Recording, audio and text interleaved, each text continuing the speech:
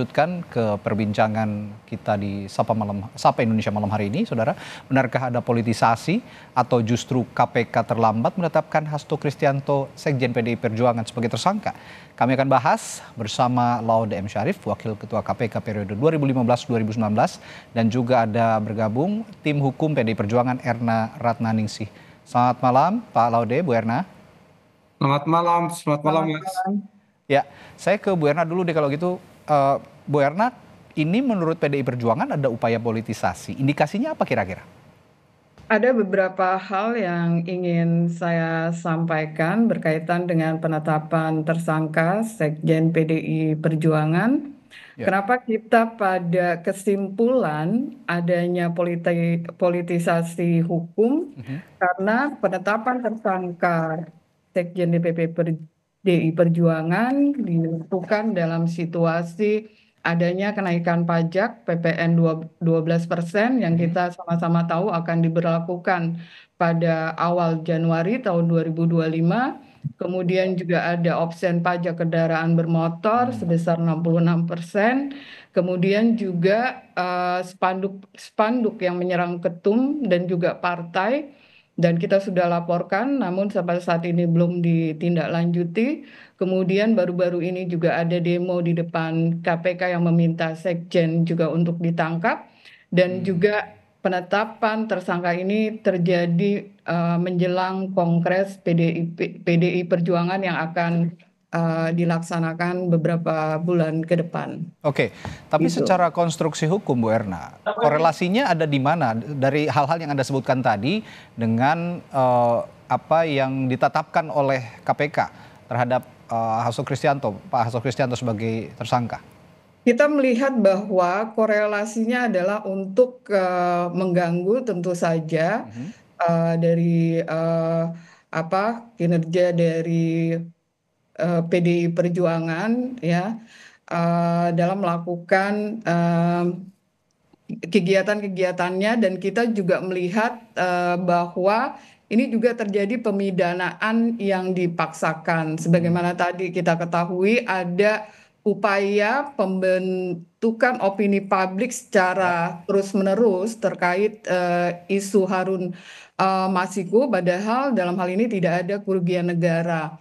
Kemudian juga ada beberapa hal yang ingin saya sampaikan ya kaitannya dengan pemidanaan yang dipaksakan adalah bocornya sprindik di mana ada banyak beberapa orang yang memang mengetahui seminggu sebelum sprindik itu keluar bahwa ada penetapan tersangka, dan kemudian juga baru-baru ini juga tanggal 24 Desember juga KPK telah mengeluarkan larangan berpergian ke luar negeri terhadap pimpinan PDI Perjuangan yaitu HK dan YHL. Kalau gitu saya tanya Karena saya lihat ini juga merupakan sebuah kebocoran ya, karena kita juga memperolehnya melalui media massa. Oke, baik. Kalau gitu saya tanya juga ke Pak Laude ini soal sprindik bocor itu tadi. Kalau sprindik bocor, aturannya sebenarnya bagaimana sih Pak? Secara aturan, kalau melihat konteks dalam kasus ini, kan katanya ada dugaan sprindik ini bocor. Aturannya gimana Pak sebenarnya? Ya, biasanya sih kalau aturannya itu kalau SOP yang lama ya, yang saya ketahui di KPK, kalau sudah ditetapkan sebagai tersangka, itu kan melalui gelar perkara. Ya. Setelah gelar perkara itu ditentukan si A atau si B jadi tersangka. Setelah itu dibuatlah surat penetapannya sebagai tersangka. Dan biasanya diberikan kalau itu sudah diberikan kepada yang bersangkutan atau yang mewakili atau lawyernya sebelum, dan biasanya keputusan untuk disampaikan kepada publik itu diumumkan oleh pimpinan atau juru bicara atau disampaikan. Jadi tapi kan hanya kita kurang tahu ini kalau dia bocornya dari, kan biasanya kan kalau surat itu bisa bocor dari lawyernya, bisa bocor dari orang KPK-nya, atau bisa dari mana, saya nggak tahu persis. Oke, nah begini Pak Laude, ini kita langsung masuk ke kasusnya Pak Hasto ini ya di PDI Perjuangan. Kasusnya kan sebenarnya kita cantelannya kan kasusnya Harun Masiku yang sudah lama, kasusnya tahun 2020. Lalu ada cerita soal rendam ponsel, ini juga sudah lama. Menurut Anda kenapa baru sekarang KPK menetapkan status tersangka saat terpidana sudah menjalankan hukumannya, dan terlebih KPK mengatakan bahwa baru ada bukti baru yang lengkap untuk menjerat Hasto. Ini apakah juga make sense kalau melihat logika hukum? Ya, jadi kalau memang Wahyu Setiawan itu dikenakan pasal suap, maka kan harus ada pemberi, bukan cuma penerima. Oke. Itu. Dan penerimanya itu siapa? Sudah jelas ya, Wahyu Setiawan. Pemberinya pada saat itu yang saya tahu adalah Harun Masiku yang melarikan diri, dan kata orang-orang uang dari Harun Masiku itu berasal dari Pak Hasto. Jadi Pak Hasto ini diberikan sebagai kayak pemberi suap juga bersama-sama dengan Harun Masiku. Detail kasusnya saya tidak tahu persis.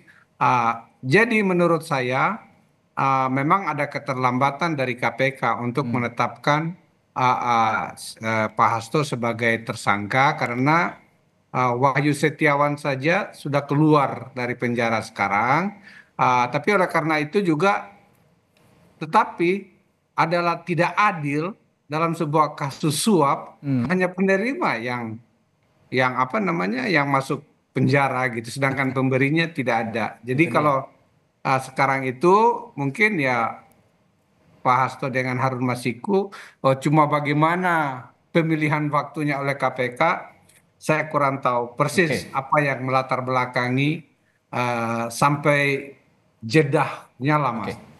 Bu Erna, kalau kemarin kan KPK bilang bahwa uang suap yang diberikan Harun Masiku ini berasal sebagian besar dari PDI Perjuangan, dari Hasto Kristianto yang saat ini dijerat sebagai tersangka. Nah, Anda punya atau PDI Perjuangan punya alibi atau penjelasan bagaimana tudingan ini bisa dibantah sebenarnya?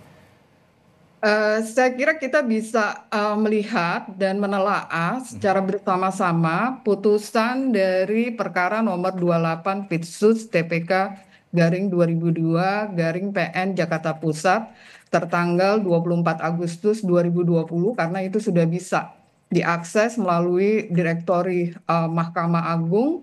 Setelah saya menelaah berkaitan dengan putusan tersebut, ini tidak ada bukti yang mengkaitkan Sekjen dengan kasus suap Wahyu Setiawan, ya. Karena di sini kalau kita baca di halaman 161 ya dalam putusan tersebut, ini dana operasionalnya ini dari HM. Oke. Ya. Kemudian juga seperti tadi disampaikan oleh Pak Laude bahwa kasus HM ini untuk Wahyu Setiawan ini sudah berkekuatan hukum tetap dan ingkrah, dan Wahyu sendiri sudah dinyatakan bebas bersyarat. Artinya kalau kita melihat bahwa berkaitan dengan hal ini tidak ada bukti-bukti yang mengarah kepada Sekjen. Oke, tapi KPK bilang kemarin punya bukti soal ini dan menguatkan hal itu. Anda kalau begitu menganggap KPK bohong? Saya tidak melihat, karena kami menilai ya berdasarkan pada bukti-bukti yang ada pada kami. Kami nggak tahu bukti-bukti yang ada pada KPK.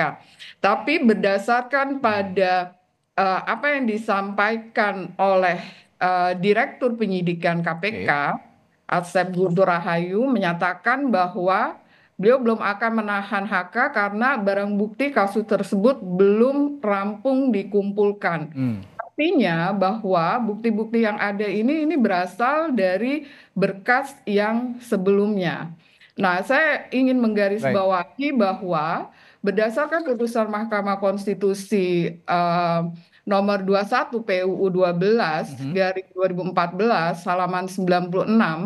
Jadi intinya menyebutkan bahwa frasa menemukan tersangkanya dalam pengertian penyidikan ini harus ditafsirkan bahwa dalam rangka tindakan penyidikan melakukan suatu proses pengumpulan bukti Oke. yang dengan bukti tersebut kemudian penyidik menemukan tersangka tindak pidana sehingga dia tidak serta-merta penyidik ini menemukan tersangka sebelum melakukan pengumpulan barang bukti.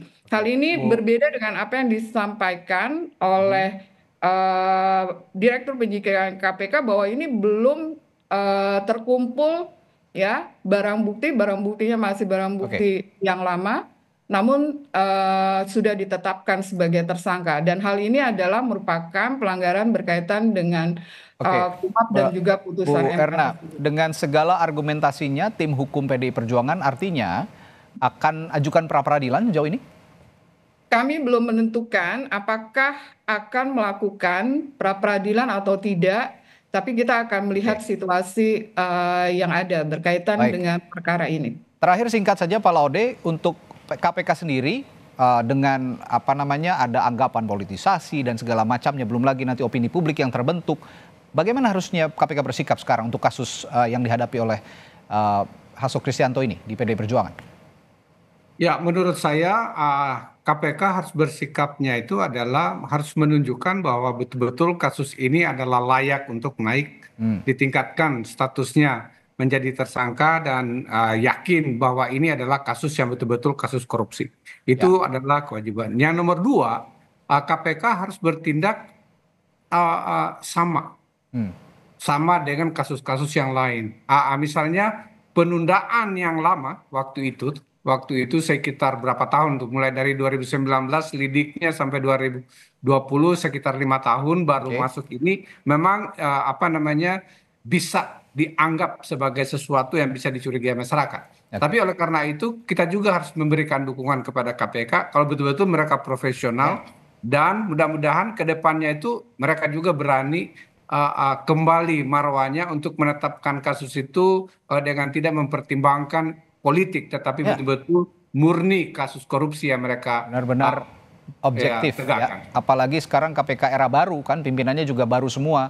Tentu saja ini jadi harapan publik. Ya KPK juga tidak lagi tebang pilih, tidak lagi ada politisasi begitu. Dan pada malam hari ini sebenarnya kami juga sudah mengundang unsur KPK untuk hadir dalam perbincangan kami, namun belum ada yang merespons sehingga hari ini kita perbincangkan bersama Pak Laude dan Bu Erna. Nah, semoga nanti ada titik terang dan juga ada kejelasan. Sekali lagi kita juga sama-sama gantungan harapan untuk KPK maupun penegak hukum lain. Kalau memang ada kasus-kasus seperti ini, jika memang ada delik hukumnya ya objektif, tidak dibuat-buat gitu kurang lebih.